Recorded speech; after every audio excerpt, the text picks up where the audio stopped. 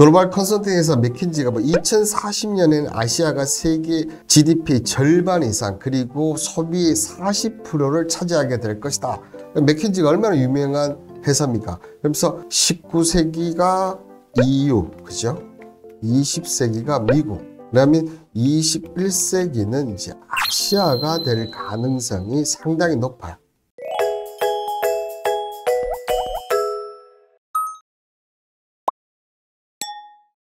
자, 이 전 세계는 지금 지구촌은 글로벌 패권, 이 지구촌 패권을 노리고 경쟁을 벌이고 있습니다. 특히나 이 양대 세력, 그죠? 이 양대 세력이 이렇게 싸우고 있는데, 어떻게 보면 미국 쪽과 기존 G7이니까 기존에 있는 선진국들이 계속적으로 자기들의 권리를 유지하기 위해서, 그죠? 갖고 있는 이 세력과 그 다음에 이 기존 세력들을 무너뜨리기 위한, 어떻게 보면 중국을 위시로 한, 최근에 이제 브릭스까지 나오면서 이쪽 어떻게 보면 못 사는 나라에서 개발 도상국 올라왔다 이제 선진국까지 이런 나라들이 뭉치면서 패권을 갖고 지금 싸우고 있죠. 여기에 이제 또 하나의 어떻게 보면 19세기 유럽, 20세기는 미국, 21세기는 아시아다 이렇게 얘기하지 않습니까? 아직 보잘것없는 이 아시아 국가들이 점점 무기화의 가능성을 보여주고 있습니다. 자, 이런 지구촌 패권을 노리고 있는 경쟁에서 이 글로벌 양분화의 가장 곤욕스러운 게 한국이에요. 그 대표적 예가 지금 한국의 경제 성장률이 1.4%까지 떨어지지 않습니까? 그러면 이 대한민국의 과연 무기는 무엇이고 이 무기를 어떻게 우리는 사용을 해야 할 것인가? 이와 관련해서 오늘 지금부터 이강 시작하도록 하겠습니다. 자, 첫 번째 에너지 및 자연의 무기화. 자, 앞서 1강에도 제가 잠시 언급을 좀 드렸는데요. 자, 보시면 이제 사우디가 이제 전일이죠. 하루 100만 배럴의 자발적 감산을 올해 말까지 연장하기로 했다. 이렇게 밝혔습니다. 그죠? 특히 이 사우디 같은 경우는 7월부터 이제 매달 100만 배럴 감소합니다. 8월 감소합니다. 이렇게 했었는데 이거 9월에는 12월까지 그냥 3개월 통째로 하면서 우리 3개월 동안 100만 배럴 감소할 테니까 이렇게 얘기를 했어요. 사우디가 이렇게 감산을 하는 데는 크게 제가 봤을 때는 두 가지 정도가 있지 않나 보이는데요. 첫 번째 같은 경우는 네옴시티죠. 그죠? 아시다시피 사우디 지금 네옴시티주의 이 더라인 건설과 이 홍해 프로젝트 대규모 건설 사업을 진행했는데 여기에 필요한 예산을 확보하는데 특히 이 외국의 투자 유치가 잘 안 되고 있거든요. 그리고 자국의 이런 돈을 하기 위해서는 최소한 마지노선이 81달러예요. 근데 80달러가 무너지자마자 사우디가 이제 감산을 발표를 하면서 이제 가격을 올려주고 있거든요. 여기에 이제 예전에는 어떻게 보면 사우디와 미국의 중심이었지 않습니까? 근데 미국이 지금 긴축 물자를 바꾸면서 사우디를 떠나가 버렸죠. 그죠? 여기에는 어떻게 보면 유가에서 지금 반도체로 긴축 물자를 바꿔버렸지 않습니까? 이걸 어떻게 대표적인 것을 보여주는 게 아프가니스탄, 그지? 아프가니스탄을 탈출하는, 그리고 나오면서 이제 중동은 너희끼리 알아서 해라. 이렇게 되니까, 자, 사우디의 가장 적이 이란이 있죠. 근데 이 사우디와 이란이 합치면서 지금 중동이 다시 뭉쳐가는 이런 모습을 지금 보여주고 있었죠. 여기에 지금 사우디만 그런 게 아니고 러시아는 벌써 지난달부터 50만 배럴 감소를 했고, 자, 이번에 사우디가 감산하니까 다른 석유 수출기구 오펙도 지금 회원국들이 감산 연장에 돌아가고 있다. 그러니까 이 어떻게 보면 뒤에 또 이런 내용이 나오지만 이 러시아와 우크라이나 전쟁으로 천연가스가 많이 올라가면서 이 부분 때문에 어떻게 보면 유럽들이 많이 불안해했고 에너지 팽물, 그래서 미국이 많이 풀고 했고 사우디나 이런 쪽에서 감산을 좀 해달라고 이제 바이든이 얘기를 했지만 바이든과의 빈살만이 좀 상태도 좀 대립적인 관계도 있지만 지금 중동 자체가 오히려 지금 중국, 러시아 이런 쪽에 지금 간다는 거죠. 특히 중국과 중동에 플러스 되는 부분, 여기에 중국 같은 경우는 아프가니스탄 같은 경우도 이 리튬 관련해서 100억 달러 우리 투자할 테니까 리튬 우리가 개발, 왜냐하면 아프가니스탄에 1조 달러 이상의 이 리튬이 지금 매장돼 있는 걸로 알고 있거든. 중국은 리튬, 자기들도 리튬 많은데도 불구하고 중동 쪽에서 세력을 지금 규합하려는, 그러면서 중동의 에너지와 중국의 이런 자원 있지 않습니까? 이런 부분들을 점점점 무기화하면서 이 무기화를 기존 미국과 뭐 G7이나 G20 이런 나라가 대항하는 구도를 만들어 가는 게 아닌가. 자, 보시는 대로 미와 지금 다른 길을 가는 거예요. 그죠? 근데 이게 미국에는, 유럽에는 상당히 영향을 많이 미친다. 미국에도 영향을 안 미친다고 볼 수 없는 부분이 바로 이 원유 공급 문제가 물가를 장하면서 미국 중앙은행 긴축 정책을 더 길게 가지고 갈 수 있다는 점. 그러면서 금리 인상, 고물가, 그죠? 고물가, 그 다음에 고금리, 이 영향으로 인해서 지금 미국도 지금 경제가 점점점 쇠퇴하고 있으며 2024년도 미국도 지금 1% 전후 경제 성장으로 떨어질 것이다. 근데 이걸 더 연당시킨다? 특히나 제가 봤을 때 바이든 행정부는 중동에 대한 실책이 저는 개인적으로 좀 있었다고 봐요. 바이든 행정부 같은 경우는 아프가니스탄이 철군을 했을 때 미국이 자존심을 버렸다. 뭐 이런 얘기도 좀 나오고, 이 하나 때문에 중동을 저는 좀 잃었다. 이런 식으로 저는 좀 보이시고 있거든요. 자, 여기에 저는 이 부분이 좀 납득이 좀 안 가던데, 이 보시면 이게 뭐냐 하면 이 사우디아라비아가 러시아로부터 석유 수입량을 보시면 2022년에 비해서 2023년에 엄청난 양을 수입을 합니다. 왜 수입을 하냐? 자, 어떻게 보면 사우디 같은 경우는 지금 러시아한테 석유 1위 자리도 뺏길 위치에 있는데도 불구하고 이렇게 지금 양을 계속 누리는 거예요. 이 부분은 저는 서로 윈윈이 있다고 좀 보여져요. 러시아가 지금 어쨌든 유럽 쪽의 생산량이 줄어들면서 이 부분을 어떻게 보면 중국이나 인도 이렇게 했었는데, 지금 이 부분을 사우디까지 이렇게 해주는 거예요. 그죠? 하면 러시아 입장에서는 이 유럽의 마이너스 분을 만회할 수 있죠. 여기에 하면 사우디는 무슨 이득이 있느냐? 사우디 같은 경우는 어쨌든 러시아 천연가 석유 가격이 싸거든요. 사우디 가격 하면 이 저가 석유 제품을 국내에 소비를 시키고, 그 다음에 한 국내에 소비되는 분량을 받아서 이 부분을 수출 물량으로 계속, 그러니까 한마디로 수지 개선이 된다는 거죠. 이런 서로 윈윈이 있으니까 이런 식으로 올라가는 거고. 그렇기 때문에 이번에 또 감산을 했을 때 만약에 사우디만 감산을 하고, 그죠? 러시아가 감산을 안 해버리면 효과가 반감되지 않습니까? 이렇게 같이 감산한다. 그러면서 석유 가격 올라, 서로 또 이것도 윈윈이 되는 거죠. 뭐 이렇게 보면 러시아 같은 경우는 이 감산이 어떻게 보면 그 EU, 유럽연합에 대한 보복성도 있지만, 전체적으로 보면 유럽과 미국의 이런 러시아 천연가스 제재는 지금 실패예요, 실패. 그러니까 전쟁이 지금 계속 안 끝나는 거죠, 여러분. 자, 여기에 점점 지금 중국하고 사우디가 밀착합니다, 그죠?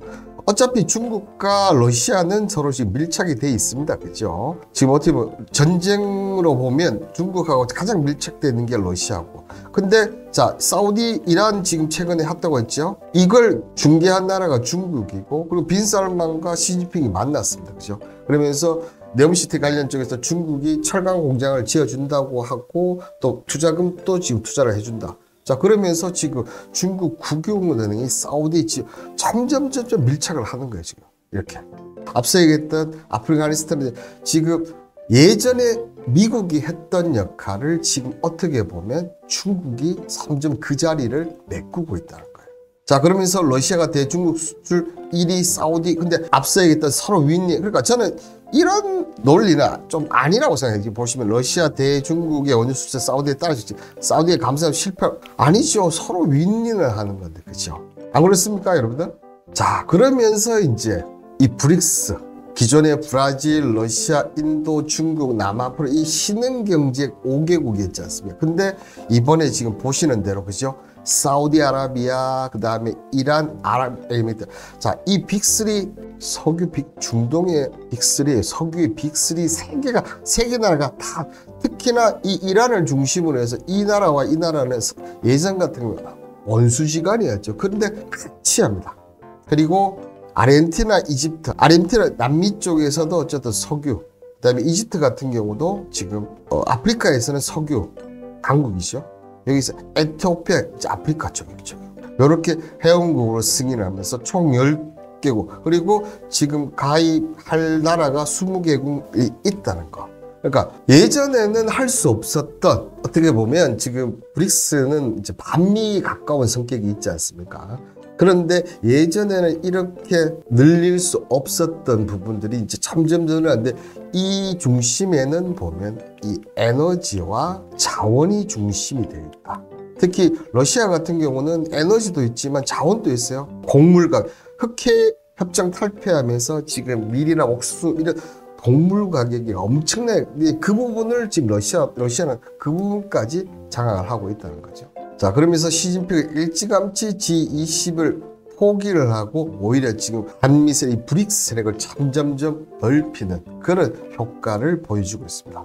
자, 그러면 이 브릭스 관련된 이 세력들을 좀 보면 자, 기존에 자, 러시아, 그다음에 브라질, 자, 중국이 이렇게 있지 않습니까? 어떻게 이렇게 지금 에너지 쪽으로 보면 좀 약해 어떻게 보면. 자, 그런데 이번에 참여한 나라 6개국을 보면 자, 1위, 그다음에 4위, 5위입니까? 5위, 6위, 그다음에 아프리카, 남미, 곡한 나라들을 딱 자, 어떻게 보면 오펙의 더 확대 버전이 지금 점점점 만들어 간다는 거죠. 여기에 제가 개인적으로 생각할 때 앞으로 이제 아프리카 쪽에서 많은 쪽이 이 브릭스에 가입할 가능성이 높지 않나. 그러면 지금 이런 나라들이 다 모인다면 에너지 쪽에서는 이 나라가 어떻게 보면 세계를 좌지우지할 무기화할 가능성이 엄청 높다는 거죠.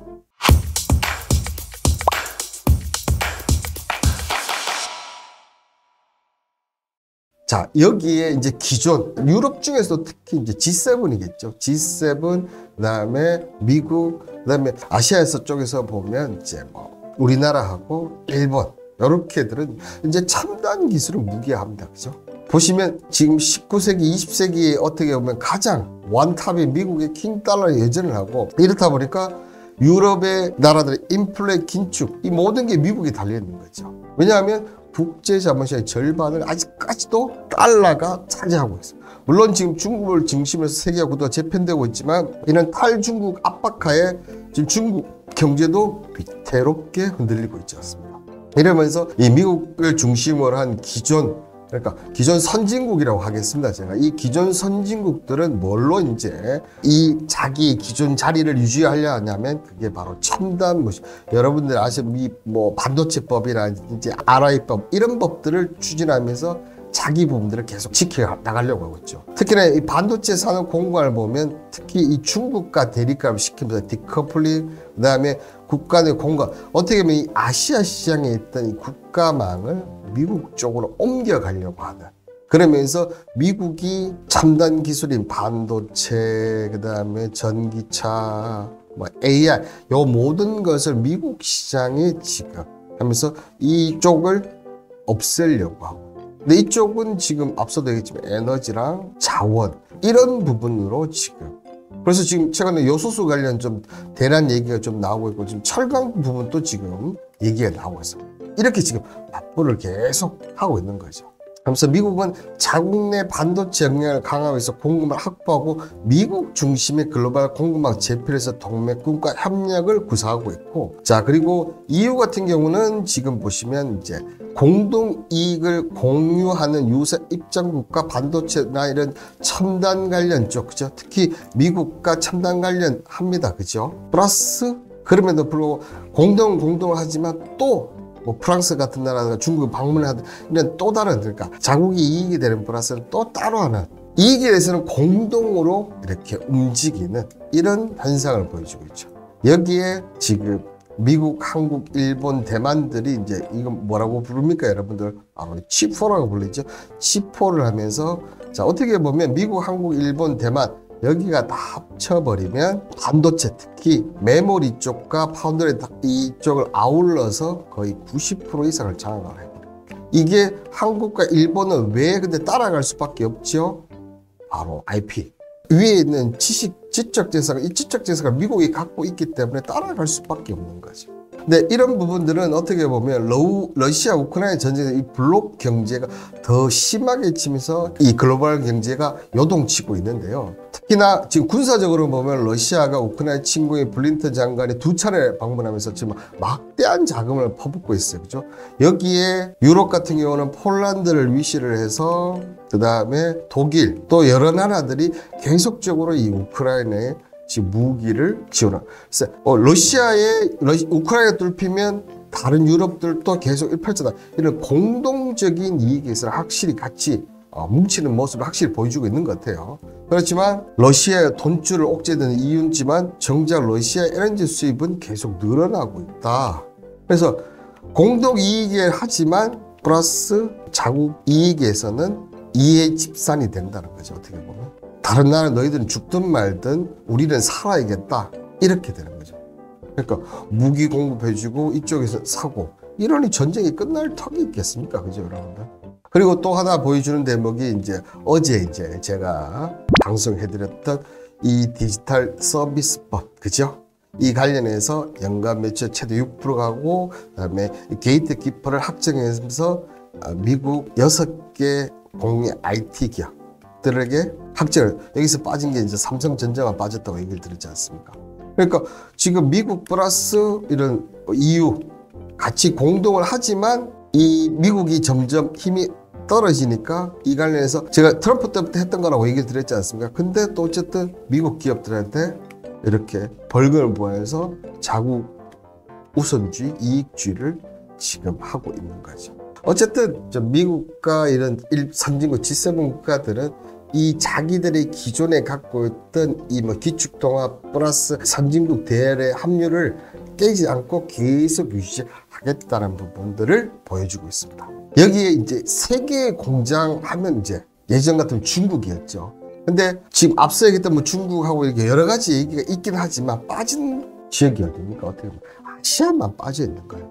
근데 아시아는 이 세계의 공장을 무기할 가능성, 여기 플러스 저는 개인적으로 봤을 때 여기 플러스 자원도 있을 수 있고 또 식량도 있을 수 있어요. 왜 그렇게 생각하냐면 한번 계속 보십시오. 자, 먼저 보시면 세계 메모리 반도체 시장 점유율을 한번 보십시오. 최근에 마이크론이 많이 올라오고는 있지만 지금 중국 제재에 의해서 마이크론이 좀 빠질 수 있지만 어쨌든 D램 쪽 보시면 한국이 압도적이에요. 그리고 낸드 플래시 같은 경우도 한국이 압도적입니다. 그죠?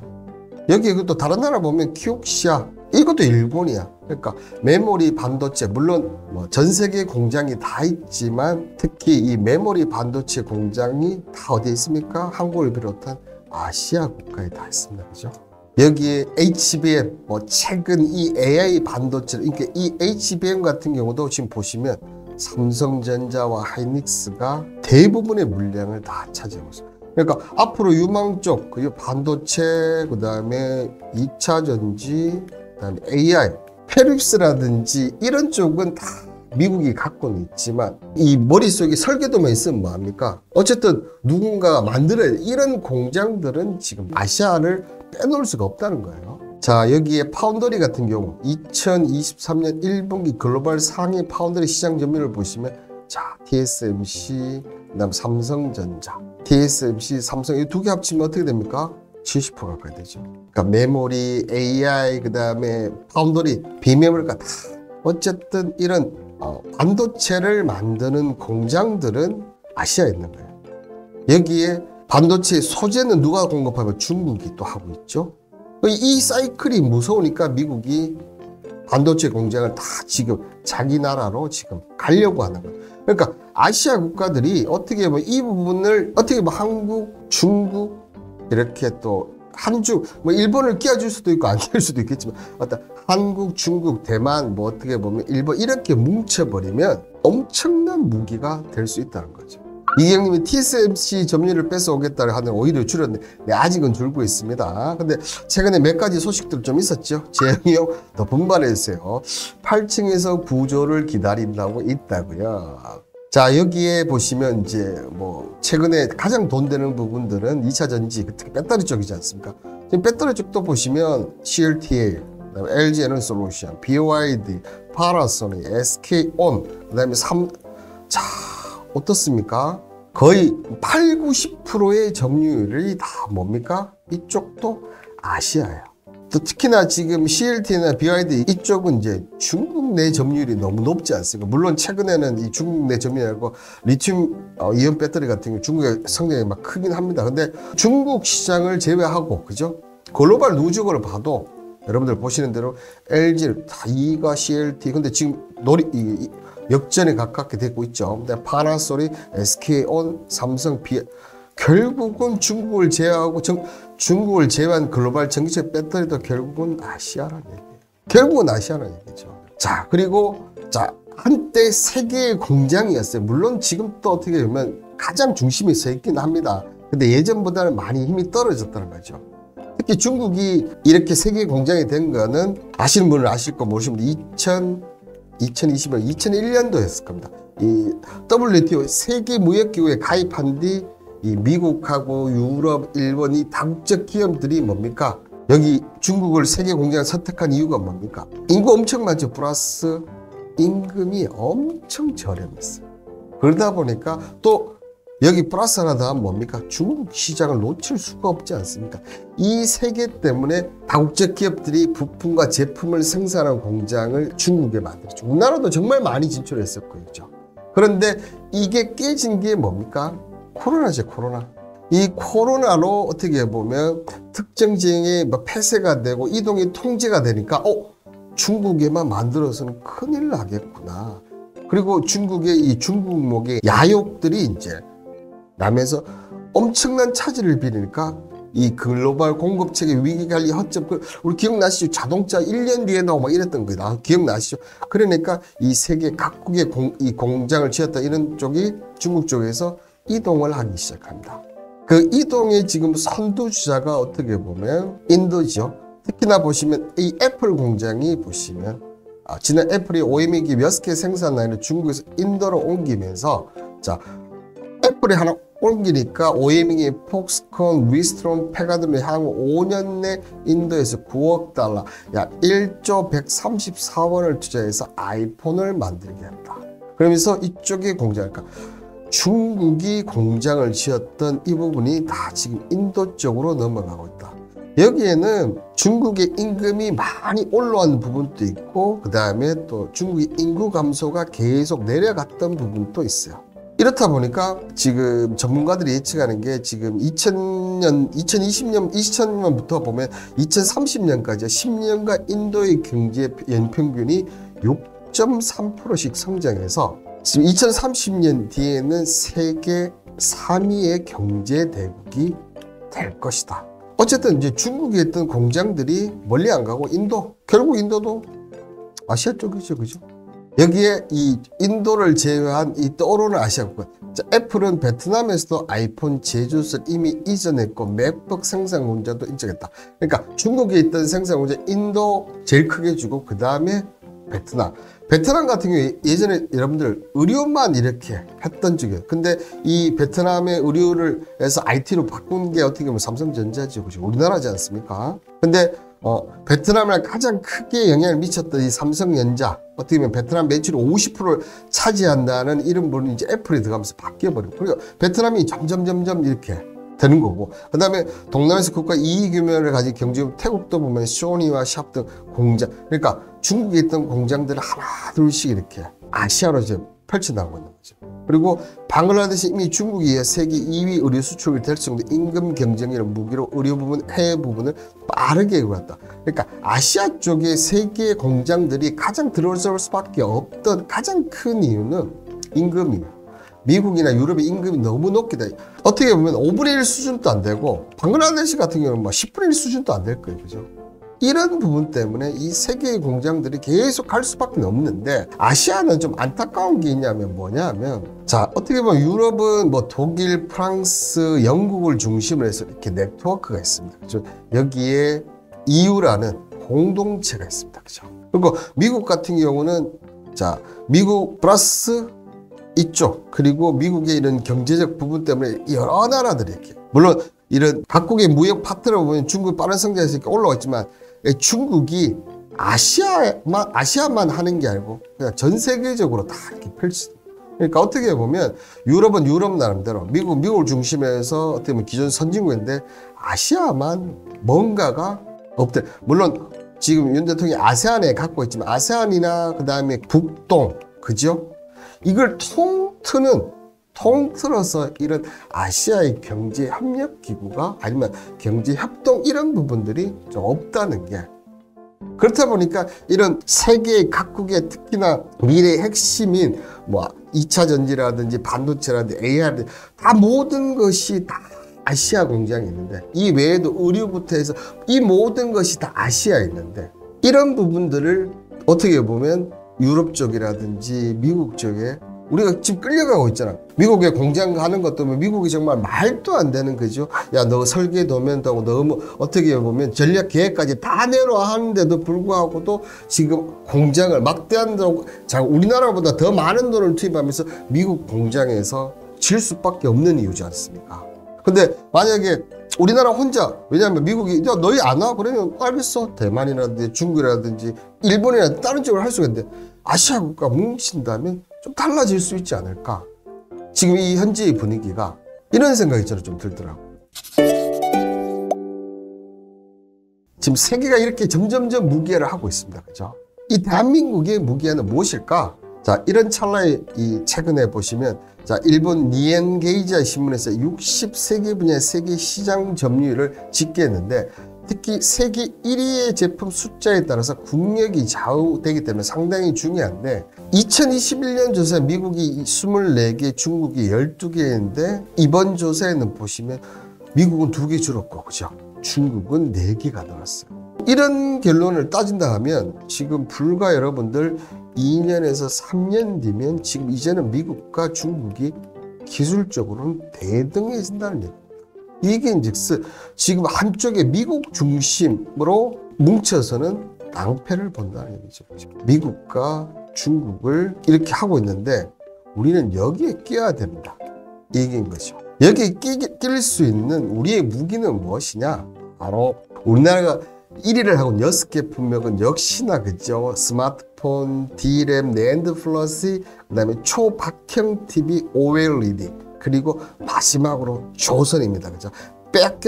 중국에 뺏겼던 조선을 다시 되찾아왔는데요. 이 6개 중에서 여러분들 5개가, 이 다 어디입니까? 이 5개는 삼성전자입니다. 그리고 조선은 HD 현대. 근데 아쉽게도 우리나라 지금 딱 이제 6개밖에 없어요. 안타깝게 1위를 못 차지했지만 3위 이내에 있는 제품이 바로 태블릿 단말기. 태블릿 1위는 어디겠습니까? 당연히 아이폰이겠죠. 그 다음 대형 액정 패널이 LG 디스플레이. 그 다음 휴대용 리튬 이온 배터리가 삼성이 2위, LG가 3위. 그 다음 이미지 센서가 삼성이 3위. 그 다음에 자동차 같은 경우는 3위까지 올랐어요. 현대차가. 그 다음에 자, 냉장고는 삼성전자 3위. 안타깝게 기존의 가전들은 이제 중국이 다 밀렸다는 얘기죠. 그죠? 차량용 리튬 배터리 LG 에너지 솔루션이 3위. 그다음에 평광판 같은 경우는 삼성 SDI가 3위. 아쉽게 지금 2, 3위를 차지하고 있지만, 자, 몇 개 분을 제외하고 이런 부분도 어쨌든 1위로 올라갈 수 있는 분명히 이미지 센서 같은 경우 1위가 일본이지 않습니까? 충분히 올라갈 수 있는, 우리가 어떻게 보면 무기화를 할 수 있는 그런 제품군들이라 이 말이죠. 그죠? 자, 이런 가운데 어쨌든 지금 전 세계는 신냉전과 글로벌 공반 재편으로서 이 급변하고 있습니다. 그죠? 특히나 이 어느 편에 따라서 커지냐에 따라서 우리나라의 경제가 왔다 갔다 하고 할 가능성이 정말 높고 정말 그렇게 될 수밖에 없어요. 그걸 지금 보여주는 대목이 지금 어떻게 보면, 자, 한국 2024년 경제 선망률 전망치가 보시면, 자, 제일 후하게 한 게 2.6이고 지금 제일 나쁘게 본 게 역시 여러분 일본 쪽이네. 그죠? 1.5예요. 그죠? 어떻게 보면 지금 우리나라 지금 한미일 위주로 지금 가다 보니까, 근데 그전에는 지금 중국 중심의 매출 기준을 보여. 그러니까 이걸 바꾸려고 하니까 지금 이 부분이 상당히 떨어질 수밖에 없다는 거지. 그죠? 이 같은 전망 변화는 한국의 최대 교역인 중국의 경기 침체의 영향을 피할 수 없는 분석. 그러니까 지금 저렇게 분석했지만 지금 중국이 힘들지 않습니까? 그래서 중국 경제 성장이 떨어지면 한국 경제에서 앞서 얘기했던 올해가 특히 제일 처음에 1.8에 출발했다 지금 1.4까지 내려왔죠. 내년에도 그렇게 될 가능성이 상당히 높다. 특히 KDI에서 보면 한국의 중국 경기 불안과 국제유가 상승 등의 대불확실성이 상당히 커지고 있다는 거죠. 자, 그럼에도 불구하고 우리나라는 아직까지는, 그죠? 아직까지는 아니다. 그죠? 지금까지는 이 한미일 캠프 데이비드 정상회 주요 결과도 보시면 어떻게 됩니까? 기존에 있던 미국 중심 쪽에 어떻게 보면 계속적으로 이렇게 펼쳐가고 있어요. 특히나 군사 부분, 그다음에 경제 부분. 지금까지는 여기가 훨씬 컸죠, 그죠? 여기가 훨씬 컸어요. 그래서 뭐 경제 안보 관련해서 이렇게 쭉 하고 있지만 솔직히 한미일 하면서 여러분들 이거 하면서 결국은 가장 이득 본 나라는 누굽니까? 일본이죠. 잃어버린 30년을 떨칠 정도로 니케이 일본 증시가 사상 최대 전고점을 찍을 정도 일본 경제가 올라가고, 그 다음이 미국. 우리나라는 없어요, 이득이.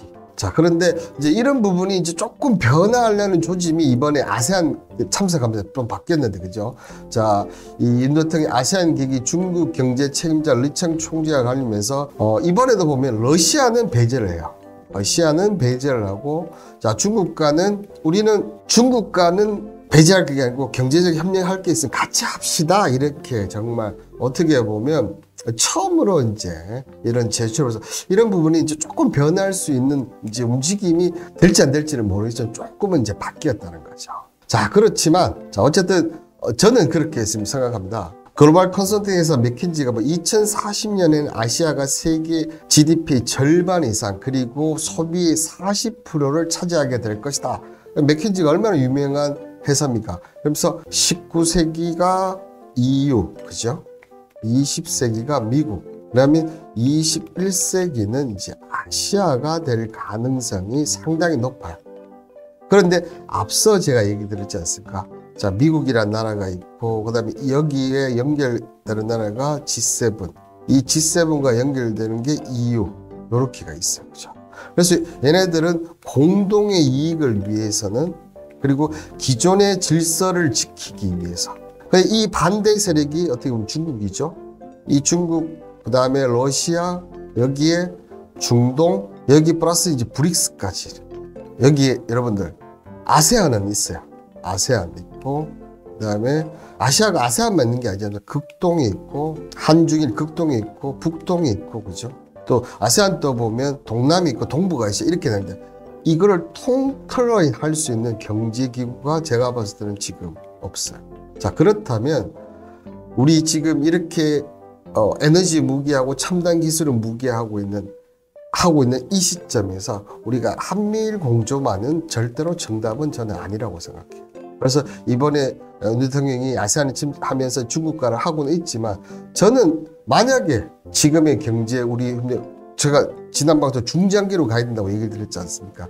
그렇다면 이런 아시아를 뭉칠 수 있는, 아시아만에 있는 EU를 만든다면, 여기에 대한민국이 리더가 되면 주재를 한다고 한다면, 지금 한미일 공조하면서 일본의 이득을 가는 이런 부분들이 대한민국으로 이득을 가면서 이 아시안의 또 힘이 결국은 이 기존의 질서를 무너뜨리고 브릭스를 이길 수 있는 유일한 대안이 되지 않을까, 그렇게 생각이 됩니다. 자, 오늘 글로벌 양극화하고 그다음에 아시아 이런 부분에서 설명을 좀 드렸는데, 여러분들 제 오늘 방송은 어떠셨는지 모르겠네요. 자, 오늘 요 관련해서 자, 이강도 이렇게 방송을 해드렸는데, 여러분들 생각 또 관련된 내용 뭐 이런 부분들, 부족한 부분 아니면 또 더 하고 싶은 얘기에 언제든지 댓글 내용에 남겨주시면 제가 꼭 참고하도록 하겠습니다. 자, 오늘도 좋은 내용 감사드린 기영님 감사합니다. 퇴근길에 편안하게 들으셨죠? 자, 오늘 하루도